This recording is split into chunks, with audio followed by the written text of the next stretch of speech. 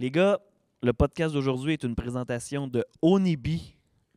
Yeah! Onibi qui est une eau d'excellente qualité. Absolument. En plus, c'est environnemental. C'est une canette en aluminium. Donc, évidemment, c'est 100% recyclable. Il y a 4 saveurs. 4 saveurs. Ici, on a la lime, on a Mûr, orange sanguine et fruits du dragon. fruits du dragon. C'est un produit local aussi, en fait, puisé dans une esquerre du côté de Lassar, dans le secteur de Lassar, en canetté. Ça se dit-tu? Embouteillé, mais en canetté. En canetté dans le qui secteur fait- d'Amos. Ouais, puis c'est l'eau qui fait le moins de transport. Hein. Ouais, Part parce- de la sœur qui va directement. C'est un véhicule 100% électrique en plus. C'est une Exact. initiative que Onibi a fait. Donc, encouragez-les, supportez-les. Merci aussi de supporter le podcast, supporter Bon en salle. Continuez d'écouter nos épisodes. Grâce à eux et d'autres choses, on fait du bon contenu. Donc, merci Onibi. Et là, on va se rappeler que Onibi, c'est bon en salle.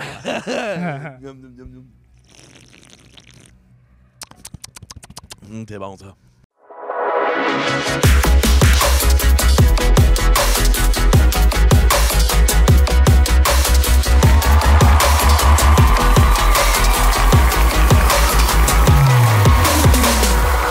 Bon en salle, le podcast du Théâtre des Esquerres, une présentation de Onibi parce qu'Onibi, c'est... Bon en salle. Plus je l'entends, plus c'est meilleur. Et aujourd'hui, gros show aujourd'hui. Vous allez voir, on a une grande table qui est là avec nous. Je présente mes acolytes rapidement. Monsieur Pierre-Anthony Breton. Bonjour. Salut. Ça va bien, Pierre? Ça va bien, toi? Ouais, on va couper ça court. Il y a beaucoup de choses à jaser aujourd'hui. Benoît, ça va bien? Oui, ça va. Ouais, t'es Renaud? Non, c'est fini. Parfait. Et aujourd'hui, on est avec les comédiens de la troupe Brou. La nouvelle mouture de Brou, c'est-à-dire M. Luc Guérin, Martin Drainville et Benoît Brière. Bonjour, messieurs. Bienvenue au podcast. Bonjour. Comment ça va? On va commencer ça bien simple. Ah ça va en Abitibi. Hein? Comme c'est long, ça va en Abitibi. Et puis, très agréable. Ça fait combien de temps que vous avez repris le manteau des comédiens de Brou? Déjà, 200 spectacles. 2019. Oui, on a fêté notre 200e à la Sarre. Ouais.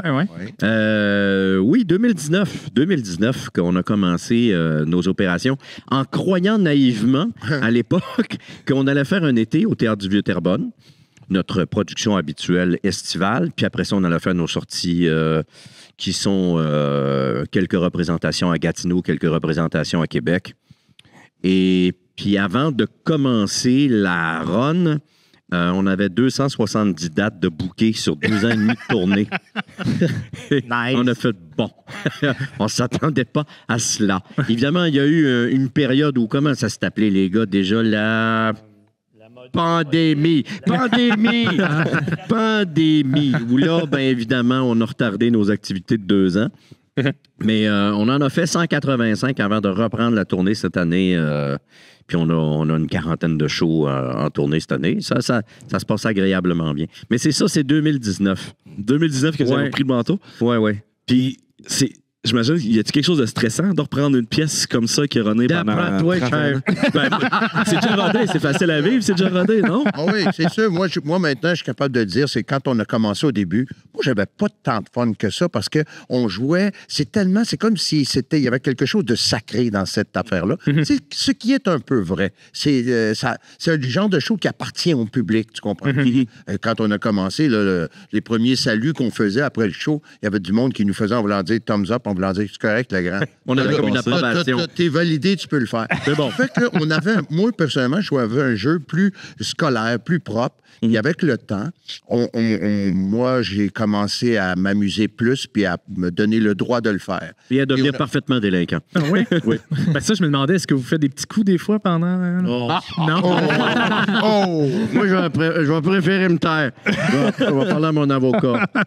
Ben, c'est parce qu'il y a des rires, puis pendant les rires, ben, des fois, on se chuchote des petites choses à l'oreille. OK. C'est toujours très gentil. Et aussi, on aime se surprendre les uns les autres aussi. Ah. Des fois, qui a un regard, une baisse d'intelligence soudaine dans le regard. T'es bon là-dedans, ça. C'est pas pire.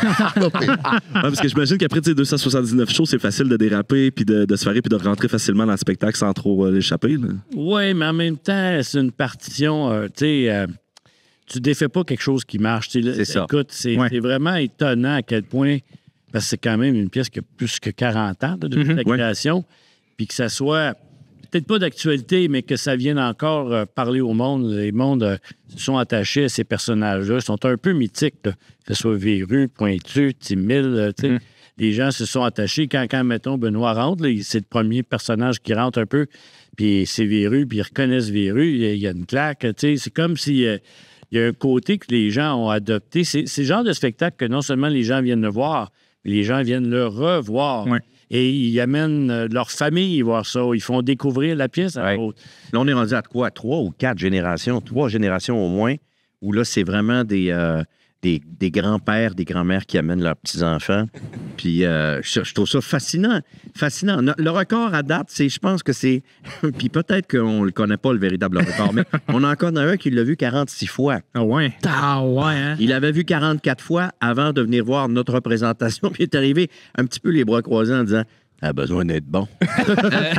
J'ai acheté mon premier billet qui coûtait 2 piastres, là, il m'a coûté 50.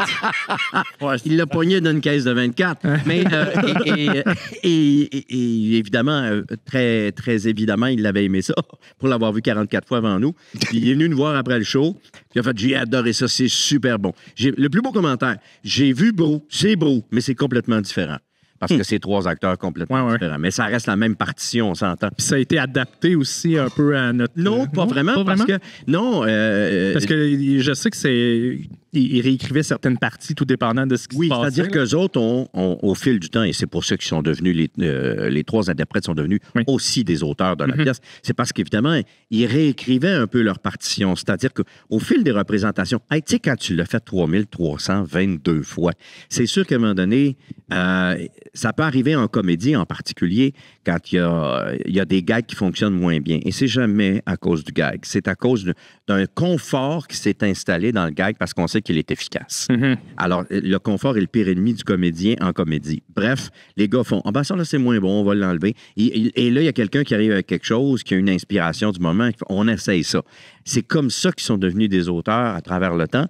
Et Michel Côté nous a dit, en remettant, si tu veux, les clés de la brouette, il nous a dit maintenant, et ça c'est incroyable pour des acteurs qui avons une certaine forme de reconnaissance dans la comédie, il nous a dit, maintenant c'est à vous autres.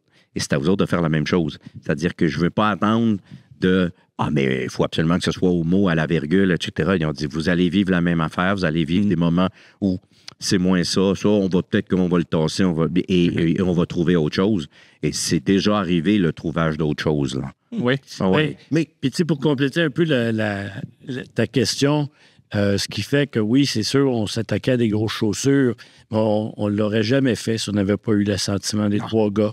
Les 3 gars, je ne dis pas qu'ils nous ont choisis, mais ils voyaient en nous quelque chose de semblable à leur synergie. On est 3 gars qui se connaissent depuis plus de 30 ans, on est 3 amis, on existait déjà, on produisait des shows 1 fois par année, un show. Fait qu'on avait déjà cette affaire-là. Fait que pour eux, c'était comme important... cette façon de faire-là, c'était pas juste de trouver 3 acteurs qui peuvent le faire, c'était de trouver comme un trio, puis qu'est-ce que tu veux, ces 3 gars-là, c'était des amis à la base. Gros, c'était un gros accident de parcours dans leur vie, là. C'était un show qui n'aurait pas dû avoir lieu, là. C'était un show de remplacement à une pièce qui devait jouer, puis l'auteur s'est désisté 1 mois avant la première, puis 1 mois avant la première, eux autres étaient en train de rénover un local eux-mêmes. Ouais, puis là, il n'y avait pas de pièce. Puis là, dans ce temps-là, se parlait, il y avait une loi qui allait passer, qui allait permettre aux femmes de rentrer dans les tavernes. Bon, et ils ont appelé plein de monde, plein d'auteurs, disant, es-tu capable de m'écrire quelque chose, un sketch de 5, 10, 15 minutes sur les tavernes? Ils ont collé ça. Le soir de la première, il y avait des bouts de texte collés partout parce qu'il était dans la peinture, il était dans ci. Et ça a fait ce succès-là. Tu voudrais appliquer une recette pour faire un succès, tu ne penserais pas à faire ce chemin. Non. Et c'est unique au monde. Et c'est un objet de fierté. Écoute, c'est la pièce qui a été le plus jouée par la même troupe au monde. Ben, quand on parle de 3322 fois, mais pas dans une petite salle de 80 places. Là. Toujours bien plein dans des grosses salles. Plein. On parle aussi au-dessus de 3 millions de spectateurs qui ont vu ça.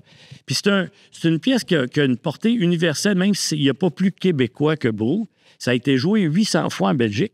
Fait que, tu sais. Il y a la Belgique, la bière, ça, je vois un lien. C'est vraiment un phénomène. C'est un fit. Et on s'est rendu compte que ça avait bien vieilli, ou en tout cas, ça traversait parce que, écoute, les gens n'ont plus de référence là, à cet enjeu-là des femmes qui rentrent dans la taverne, puis le monde rigole, même si tu n'as pas connu ça. Là, en tout cas, bref. Ben, c'est une raison pour laquelle on l'a laissé, on l'a laissé à l'époque 1979. Oui, il fallait que ça reste dans le On ne contexte. pouvait pas l'actualiser, cette pièce-là, parce que la majorité des jeunes vont dire taverne, c'est quoi, c'est une taverne? Ouais, c'est ça. Ouais, maintenant, ça s'appelle des brasseries, c'est parce que les femmes y ont accès, etc.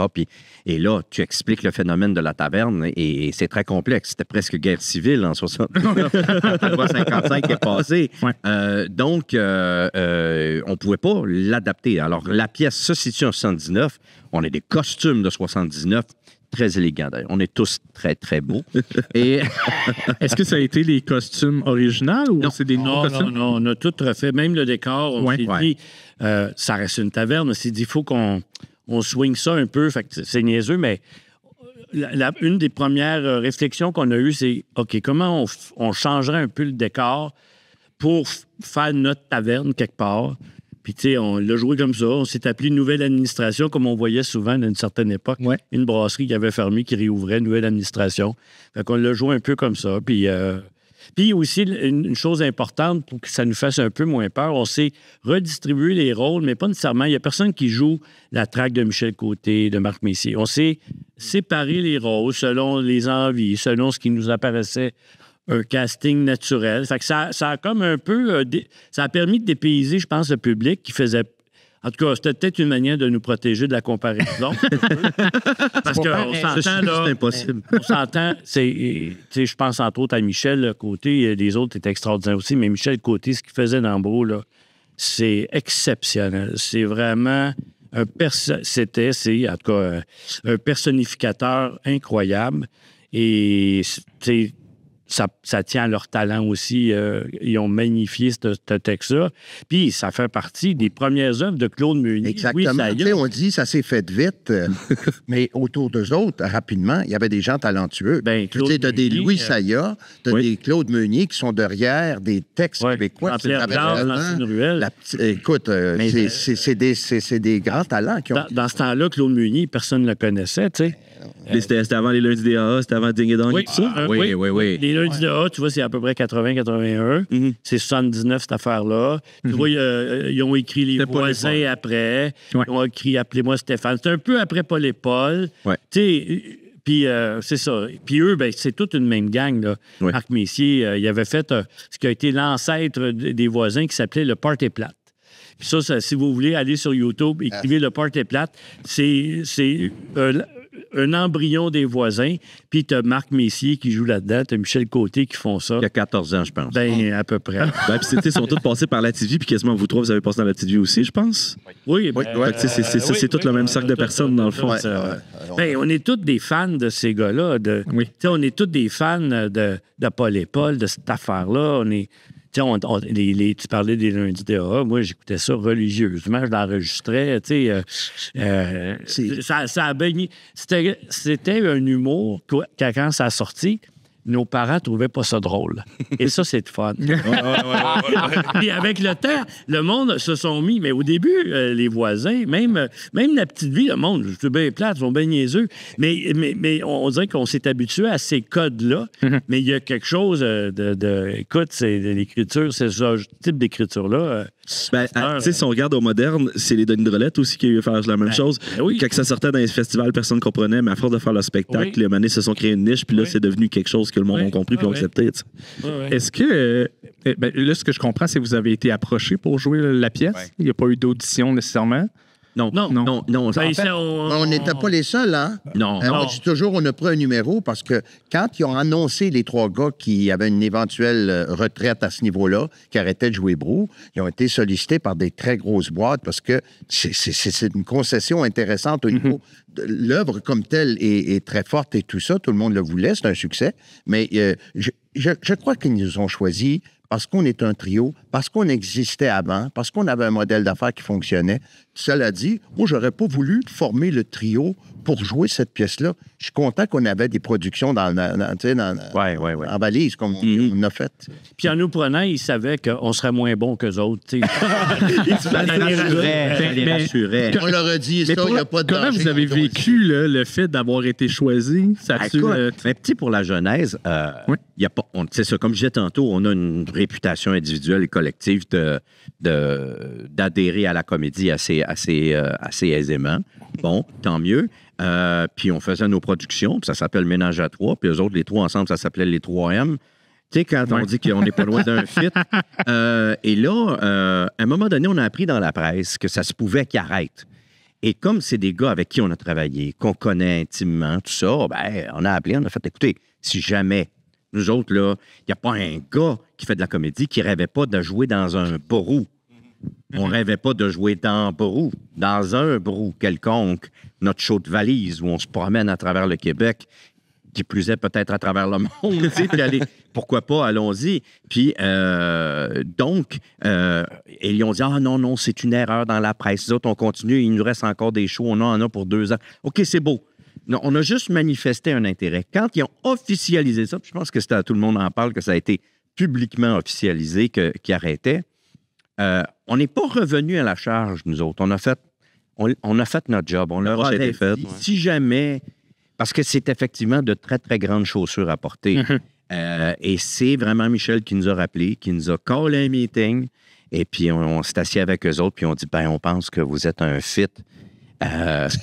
Et c'est sûr qu'on a fait wow, en même temps, up alive. Mais même à ça, hein, parce que quand ça s'est su qu'il y avait une troupe qui allait reprendre Brou, le mot circulait, puis je pense que c'est Martin qui est allé faire un petit truc au Festival Juste pour rire, puis il y avait du monde backstage, tu sais, ça jasait, puis là, c'était dans le genre, je sais pas qui c'est qui va prendre ça, mais ils vont se casser la gueule. Puis il entend ça.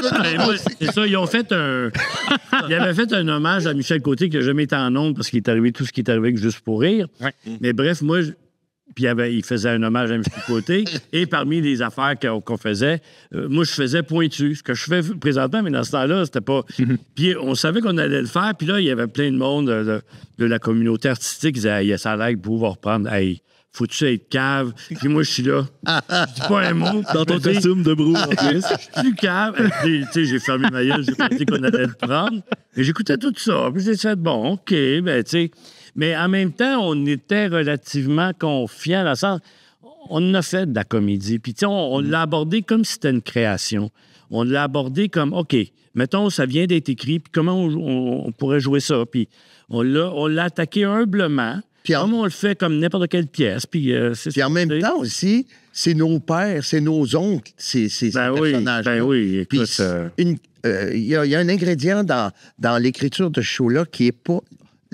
on ne juge pas les personnages. C'est plein d'amour, cette affaire-là, pour ces personnages-là. Fait que nous autres, là, ça nous a motivé beaucoup aussi, cette affaire-là, que c'est nos oncles qu'on reconnaît. Écoute, il me semble que j'entends des lignes que j'ai entendues chez nous. Oh, très clair. Mais en même temps, tu sais, t'as Marc Messier, t'as Michel Côté, t'as Marcel Gauthier qui tendent la main et qui t'offrent cette partition-là, puis qui te disent, avec toute la confiance du monde, c'est énorme. Ils te disent, c'est à vous autres. Faites ce que vous voulez avec. C'est incroyable comme cadeau. Oui. Incroyable. Je te dis, j'en ai des frissons. C'est incroyable comme cadeau. Ça aurait pu être un cadeau empoisonné. C'est pas le cas, mais on est bien content. C'est du bois, ça. Oui, c'est du bois. Mais il en demeure pas moins que de ces gars-là, de se faire dire qu'on a tellement confiance en vous autres, les gars, qu'on vous dit, on sera pas en arrière de vous en train de checker, puis vérifier, puis de dire, faites pas ça, faites pas ça.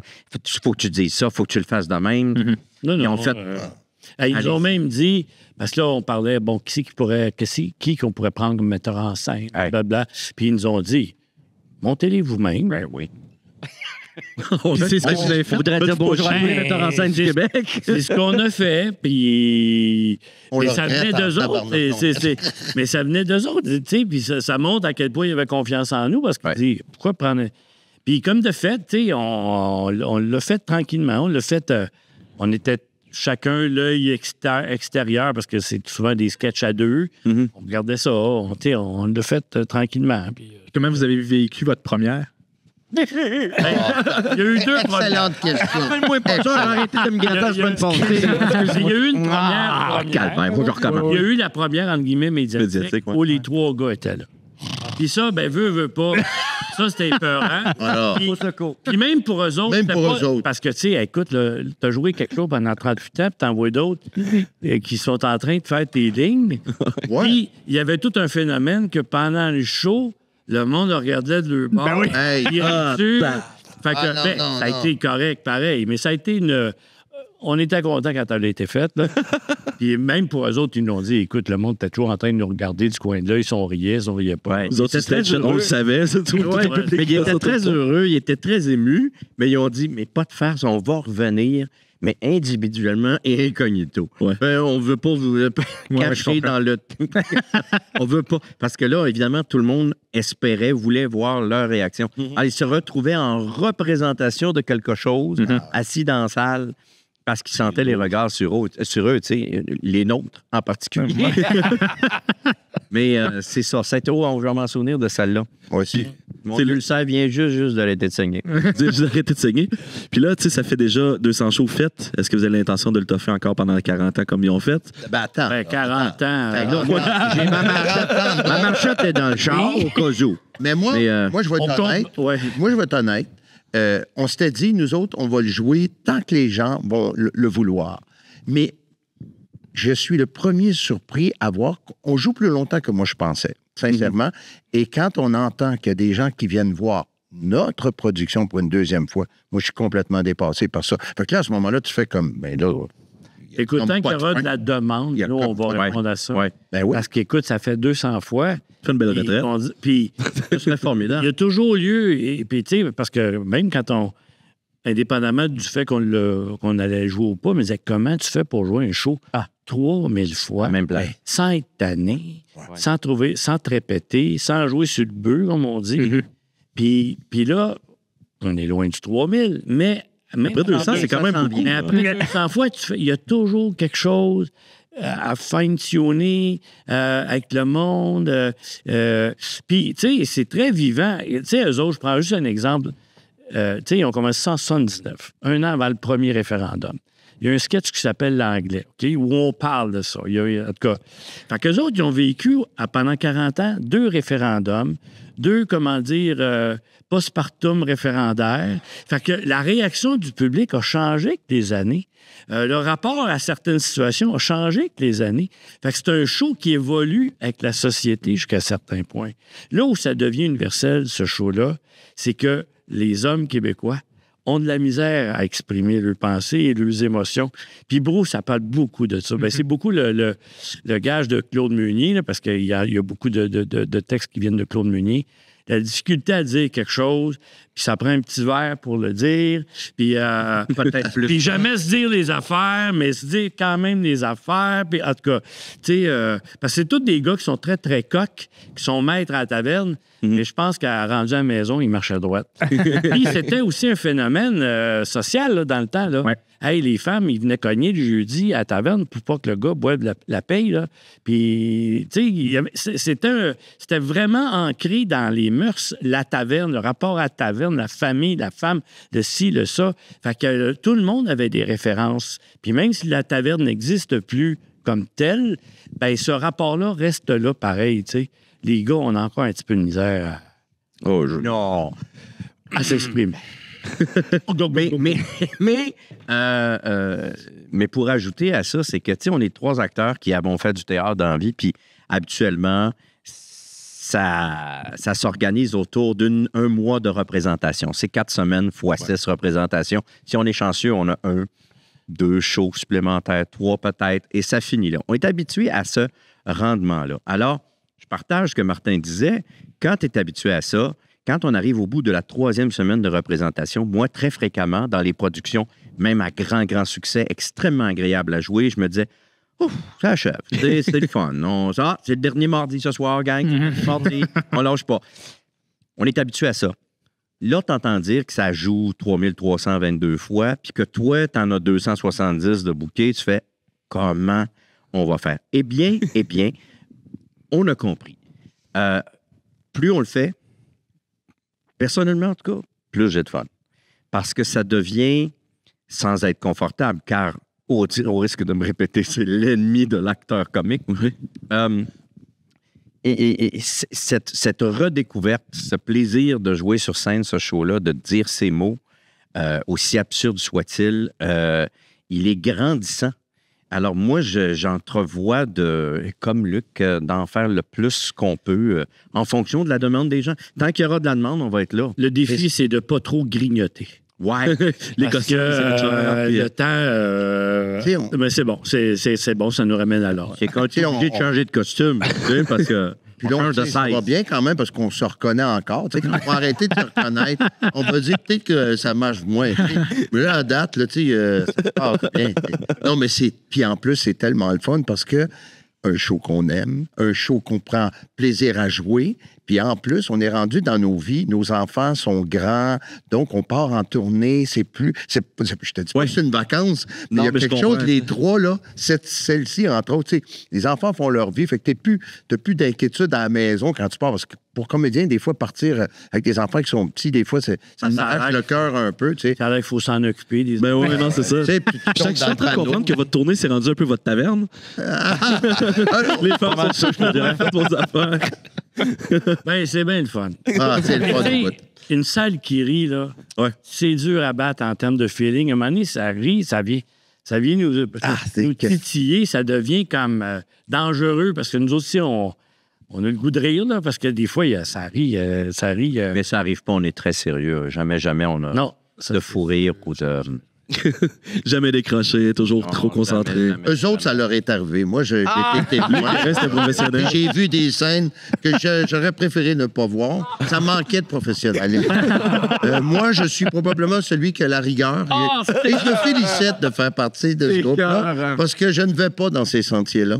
Que ce soit OK, on va couper ça au montage parce que ça c'est faux. C'est la seule affirmation fausse qui a été faite depuis le début. C'est le plus terrible. C'est le plus terrible. Luc, c'est toi qui décroche le plus. C'est vraiment, non, pas qui décroche, qui fait décrocher les autres. Ah oui? Ça, plaisir, je sais Moi, pas, c'est pour tester les systèmes d'étanchéité. J'aime ça, voir à qui j'ai affaire. Y a-t-il un dispositif solide? Tu sais, ça se présente sur scène. T'es-tu solide? J'ai découvert que je n'étais pas étanche. Non,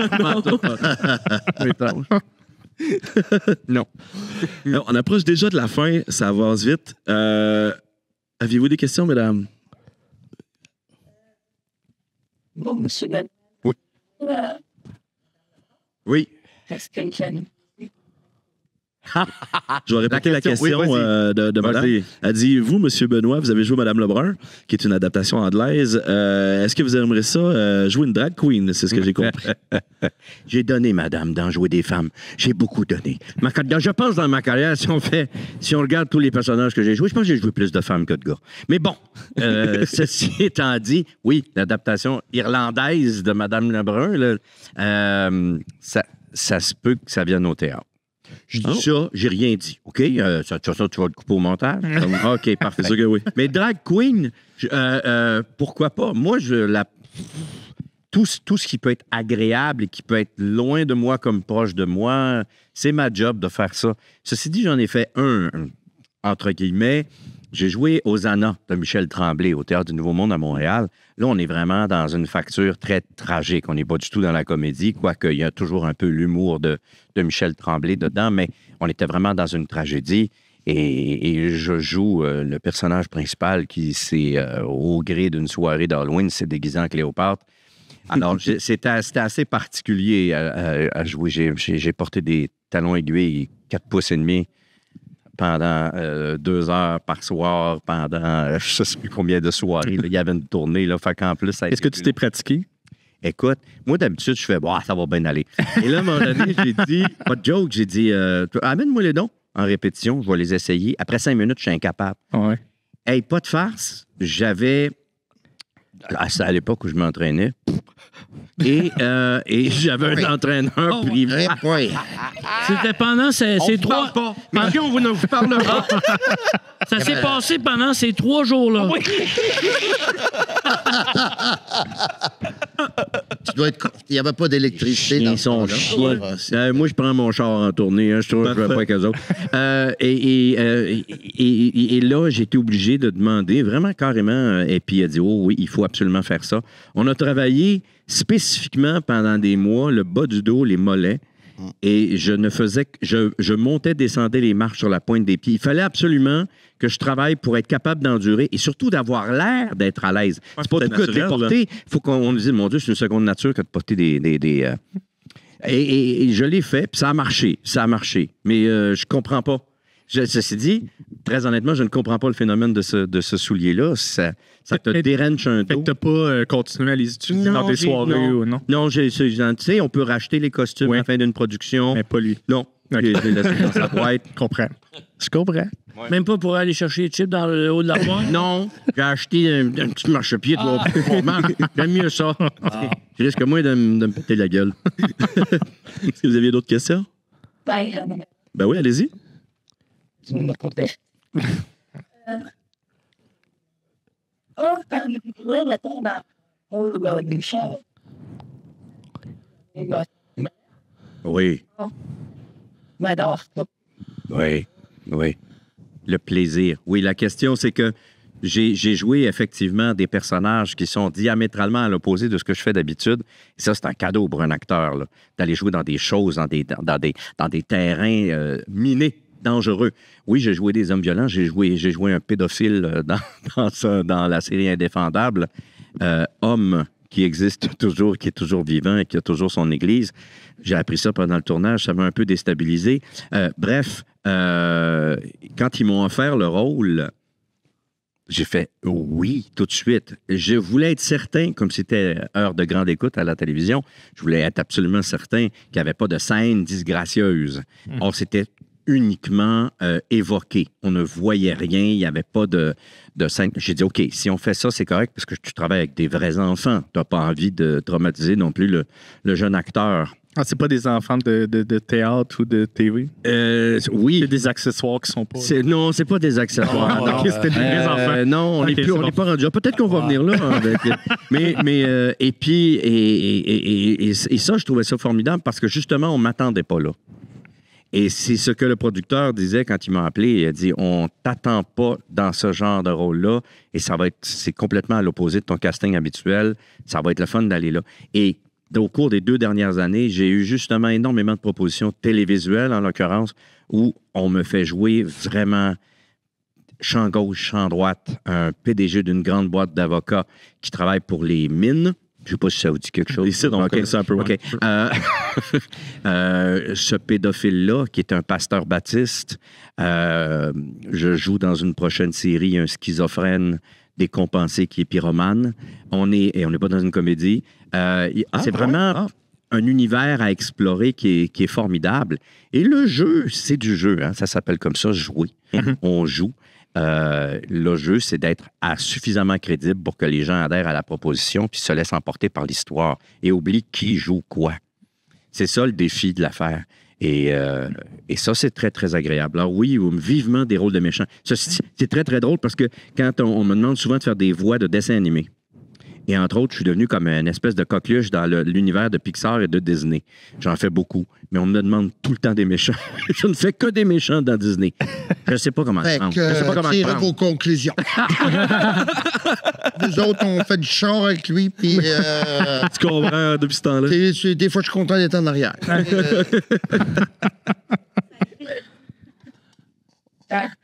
Oui. Oui, madame. Yves et Martin. Ben, il est approché pour la poune. Oui. Il est approché pour la Et poune. puis, t'as dit oui? La poule? J'hésite. Tu sais, Martin, j'ai une question plus personnelle pour toi. Tu as été recrue de l'année de la LNI. Oui. Ton temps d'improvisation, c'est quoi l'impact que ça a eu sur ta carrière? Ouais. Ben, l'impro, ça a changé ma vie. Ça m'a fait... Ben moi, j'étais pas... en tout cas, je pense, j'étais pas vraiment destiné à faire ce métier-là. C'est l'accident de parcours de l'impro à l'école. On aurait pu faire une autre activité. Et un de mes amis avait vu de la LNI. Il a amené ça à mon école, à mon cégep. On s'est mis à jouer. On était juste assez de monde pour faire 2 équipes. Puis ça m'a ouvert. Moi, j'étais en sciences pures. J'étais pas. Ah, oui. J'ai résisté longtemps à l'appel parce que moi, je viens pas d'un milieu très culturel, entre guillemets, là. Fait que t'as toujours l'impression que ce métier-là est destiné à des gens qui ont un background de je sais pas quoi.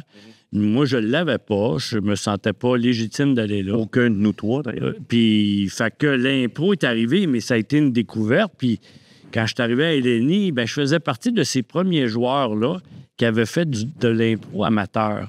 Parce qu'au début, quand les gens se lançaient à la LNI, c'était leurs premières expériences. Ouais. Ils vivaient ça pour la première fois là. Moi, j'étais issu d'une génération, puis on était toute une gang de monde qui jouait de façon amateur dans les bars, les ci, les ça. On était toute une gang. Il y avait des gars comme Claude Legault, Michel Courtemanche, même Michel Courtemanche, Michel Courtemanche. Il y avait Yves Boisvert, le journaliste de la presse. Puis on faisait ça comme activité, mais là, à un moment donné, quand rendu à l'université, ce parascolaire-là, c'était du parascolaire, on n'avait plus le temps de l'exercer, puis là, ça a fait ça me manque plus que je pensais. Fait qu'après, ça a été, tu y vas test par test. Tu vas essayer d'être pris dans une école. Puis ça m'a conduit à là, mais ça a été une aventure incroyable. Ça m'a... j'ai découvert quelque chose sur moi que je ne savais pas partout. Pas du tout. Puis Martin... J'aimais les humoristes, j'aimais... Oui. Yves et Martin, c'est arrivé... Non, mais la question, c'est le Martin comédien, s'il n'avait pas existé, ça aurait été quoi le métier? C'est vers où tu t'en allais? Ah, toi, c'est ça que tu penses? Je sais pas. Je sais vraiment pas. Je sais pas. Le seul métier que j'envisageais, je pense que j'aurais pas été assez bon, c'est architecte. Puis c'est drôle, mon gars est devenu architecte. Ah ouais? Fait que, parce que je sais pas, j'aimais les maisons, j'aimais je sais pas, l'immobilier, je sais pas, en tout cas. Mais écoute, j'étais un peu, entre guillemets, fourré. Je savais pas trop quoi faire à part ça. Puis tu sais, quand tu as du fun à faire quelque chose, parce que c'est ça peu importe le métier que tu choisis, quand tu prends plaisir à le faire, quand la vie passe plus vite, je sais pas. En tout cas, c'est ça. Fait que l'impro, ça a été, et comme pour bien des gens, là, je parlais de Claude Legault. Claude Legault, c'est pareil, là. Enlève l'impro dans la vie de Claude, puis il devient pas comme tu regardes le casting de Dans une galaxie, tu vois toute sa descente de des joueurs d'improvisation. En fait, l'impro, ça a démocratisé la prise de parole. Ça a comme donné le choix et ça a donné le droit à bien du monde, des gars, des filles gênés, de tout à coup d'aller sur un stage ou peu importe quoi, puis tout à coup se révéler, puis avoir le droit de parler, puis... de ne pas être nous-mêmes pendant un instant. Oui, c'est ça. Puis tu sais, je me suis fait des amitiés là-dedans. Fait que, tu sais, ça... Puis c'est arrivé dans un moment de ta vie qui est bien déterminant, qui est l'adolescence. Tu sais, de 17 à 25 ans, ces années-là, peu importe notre parcours, on s'en rappelle beaucoup parce que c'est des années marquantes, on essaie de se définir, qu'est-ce qu'on va faire dans la vie, blablabla. Puis moi, l'impro, c'était un accident, un bel accident. Mais je sais, si cet accident-là n'est pas dans mon parcours, je fais pas ça, c'est sûr. Génial. Merci l'impro. Merci l'impro. Merci. Oui. D'autres, on connaît pas ça, l'impro, les gars. Pas tout. C'était vraiment pas de question personnelle et unique. Puis, tu sais, dans le fond, Luc, on va finir avec toi pour te poser une dernière question personnelle à toi aussi. Évidemment, je peux pas passer sous silence Marcel des Boys, qui est un personnage qui a marqué énormément l'imaginaire. Puis c'est drôle, Luc, hein, parce que quand je t'ai vu dans un autre rôle après, j'ai fait « Ah, c'est pas sa face! » Ça, c'est un compliment. Parce que... parce qu'il était tellement défiguré quand tu joues Marcel, c'est incroyable. Comment tu es arrivé à faire ça? Comment tu travailles ce personnage-là? Écoute, tu sais, les Boys, aujourd'hui, c'est facile de dire que c'est un hit et tout ça aujourd'hui parce qu'il y a eu plusieurs films, 5 films, si on compte Il était une fois où on est les parents de la jeunesse de nos personnages. Il y a eu 4 ans de série. Mais le premier film des Boys, moi d'abord, écoute, Louis Saillet m'appelle, il me dit là qu'il m'offre un rôle sans audition comme ça, puis il me rappelle pas longtemps après, puis il me dit « Hey, ça marchera pas, le producteur lui a donné un autre rôle. » Je dis « il n'y a pas de problème. » Mais déjà, la gang m'intéressait, fait qu'il me dit « J'ai un rôle d'arbitre. » Je dis OK. Je lis ça, mais juste d'être là-dedans, juste de côtoyer ce monde-là, puis tu sais qu'il il y a un potentiel de fun en tabac. Et là, la veille du tournage, je regarde mes textes, on tourne la première journée, je dis, qu'est-ce qui peut arriver de pire à un juge de ligne? Tu sais, il y a quelqu'un qui... J'ai une coquetterie dans l'œil qui le rend inapte à être officiellement... et j'étais en train de me faire maquiller, puis j'ai fait ça dans le miroir, puis les réalisateurs passaient, ils disaient, hey, Louis, j'ai eu une idée. Et c'est parfait. Mais moi, dans ce temps-là, je pensais pas que ça durait toutes ces années-là. Alors, dans le deuxième film, on l'avait fait opérer, mais comme il est cheap, il n'a pas payé cher, il est colérique quand Quand il se passe là, il revient. Ça revient. Mais le plaisir... Écoute, moi, là, j'ai été tellement chanceux d'avoir ce rôle-là, Écoute, c'était tellement drôle. On riait autant en tournant. Il y a un film, on rajoutait tellement de l'improvisation. Tout le monde, vous parliez d'improvisation. Mm-hmm. Il y a des grandes lignes dans les films des Boys là, qui sont pas sur papier. C'est tout improvisé sur le champ. Et il y a une fois, ça a pris des proportions débiles parce qu'ils sont arrivés au montage. Je pas de farce, je pense qu'il y avait une trentaine de minutes de trop. Ça finissait plus parce que, d'ailleurs, une ligne parfaite. Un jour, Marc Messier qui fait Bob, il me dit Marcel, un petit quelque chose à boire. Moi, je dis hey, moi, te prendre un drambuie. Ça, c'est pas dans le texte. Marc répond t'aimes pas mieux quelque chose de bon. Mais tout ça, c'est très... Et ça générait... il était plus capable de couper. Mais je me souviens, Louis Saya qui crie « Je peux-tu juste couper? Calice! » Il n'en peut plus. Bing, bang, bang. Alors ça, c'est un phénomène. C'est pas arrivé souvent. Et ça me plaît beaucoup parce que le public aussi... On est allé, écoute, on n'en fait plus là, des Boys. Là. Je sais qu'ils veulent en faire un autre film. Là, ouais, ça parle beaucoup, puis ça a été racheté par Comédia, non? Les droits? Ouais, c'est ça. Oui, c'est ça. Puis là, il développe peut-être un film, là, un scénario de film. Mais on est allé il n'y a pas longtemps pour le tournoi Pee-Wee à Québec pour juste dropper la POC puis être là. Écoute, on a signé des autographes pendant 3 heures. Et là, c'est les parents qui viennent, parce que c'est devenu des films de Noël, les Boys. Oui, les gens écoutent de Noël. Alors, les parents font écouter ça aux enfants. Fait que les enfants, ils t'arrivent. Écoute, ils sont pas grands, ils connaissent les lignes de Marcel. Et effectivement, Marcel, pour revenir à ta question, à un moment donné, j'ai dit, j'ai créé un monstre. J'ai créé un monstre. Il était mal habillé, il était tout... Écoute, il y a du monde qui attendait à la roulotte le matin pour juste voir le nouveau suit de Marcel. Il y avait des soutes en sofa. Mais le plaisir, j'ai eu énormément. On avait une liberté extraordinaire. Ah, puis tu sais, ça a l'air d'un personnage le fun, il est colérique, il a une grosse vague d'absurdité. Déjà que moi, j'aime pas me voir. Tu sais, moi, je fais une émission de télé, là, je la regarde pas, je suis pas capable. Puis, non, mais pas de face, je me sens libre. Ça me garde une liberté. Mais les Boys, le service après-vente, c'est qu'il y a une première. Hey, des fois, j'allais avec mes enfants voir j'écrasais dans mon plan. Il y avait des gros plans de Marcel. Mais c'est drôle que tu dises ça, parce que moi non plus, j'aime pas ça le voir. Je comprends. Hey, merci beaucoup sur cet excellent gag. On va terminer l'émission, les gars. Merci beaucoup d'avoir pris cette temps-là avec nous autres. Merci. Je remercie le public qui est là, les 500 personnes. Ça. T'as une autre question? Allez-y. Oui. Ah, vous avez votre carte de membre, vous aussi, de la diverticulite aiguë, OK? Oui, bon, c'est bon. Oui, mais pas longtemps, parce qu'on était en pleine pandémie. Et on avait peut-être juste répéter la question. C'est ça, dans le fond. J'ai mal compris. Dans le fond, c'est que vous êtes atteint de diverticulite? Oui, en fait, c'est une inflammation, une inflammation d'une cavité de l'intestin qui s'appelle une diverticule. Quand ça s'inflamme et que ça devient plus inflammé, puis que là, ça devient extrêmement douloureux, ça se traduit dans une crampe permanente, si tu veux. Ça s'appelle une diverticulite aiguë. Et moi, elle a eu la bonne idée de perforer et c'est devenu donc une péritonite. Alors, j'ai été opéré d'urgence. Mais oui, à ce moment-là, on était à Saint-Eustache. On jouait à Saint-Eustache et nous avions 3 représentations. On en avait fait un soir. Et je suis rentré après la représentation à l'hôpital d'urgence. Et donc, on a annulé les 2 autres soirs à Saint-Eustache. Et tout de suite après ça, on refermait pour une énième vague. Oui, ça, c'était en novembre. Puis on avait des shows jusqu'en décembre et après. Mais en janvier, il y avait eu un retour de la COVID. Et janvier, février 22, les salles avaient refermé. Fait que Ça avait permis à Benoît de refermer aussi. mais il va bien. Il va bien. Puis si vous voulez, sur YouTube, vous pouvez voir sa colonoscopie, la dernière. Elle sur YouTube. C'est beau. Tout est réparé. Non, ça dure 1 heure et demie. Depuis que j'ai eu, on a fait du montage. Ça a été fait par un grand réalisateur. Non, c'est beau. C'est Louis Saya qui reprend Ouais. aussi. Non, c'est beau. Parfait, Mais donc, si, en tout cas, ça va, c'est terminé, c'est vraiment c'est derrière moi. Non, vraiment pas, c'est très désagréable. Et il y a 40 ans, je serais pas ici, là, pour vous en parler, les gens mouraient d'une façon atroce. Et aujourd'hui, vraiment pas de farce. C'est un walk in the park pour les si tu juste tu vois pas les chirurgiens, tu fais ça sera pas long, monsieur Bray. OK, on coupe ici. Fait qu'on fait un backwash. Écoute, vous avez passé le fiche, tout? Oui, on a passé le fiche. OK, c'est bon, ça a tout été. On leur fait c'est pas de Drano, ça recommence. Oui, on vous a mis de la corde. C'est correct parce que c'est plus.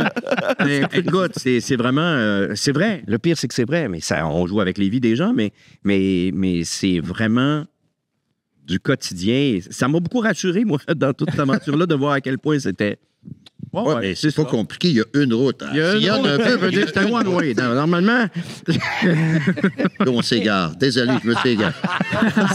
C'est rien, on n'a pas pris de bière. Oui, c'est gentil. Et moi, je suis très heureux de reprendre, ça fait déjà longtemps, là, mais de reprendre toutes les activités. Il y avait quelques stepettes à gauche, à droite que je faisais dans Brou, que je pouvais plus faire pendant la période dite de convalescence. C'est fini, ce temps-là. On va prendre nos stepettes sont dans le dos. On est de retour dans les stepettes. Parfait. Je vous remercie encore une fois pour votre présence ici. Je vous remercie encore une fois aussi notre partenaire Honeybee qui abreuve nos comédiens et les gens du public qui sont là et nous-mêmes par le fait même. Yeah. Et Honeybee parce que c'est bon. En salle. Hey, on finit ça de même. Merci beaucoup tout le monde et au prochain épisode. Ciao tout le monde. Merci.